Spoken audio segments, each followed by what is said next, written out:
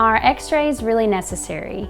The answer is yes. Everything that we do is always usually necessary.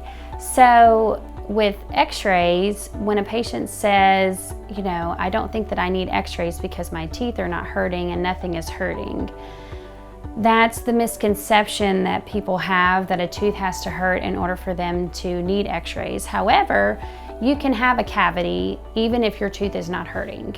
If your tooth is hurting, that could potentially mean that you may need a root canal, which would mean you have to invest more time at the dentist and more money later on.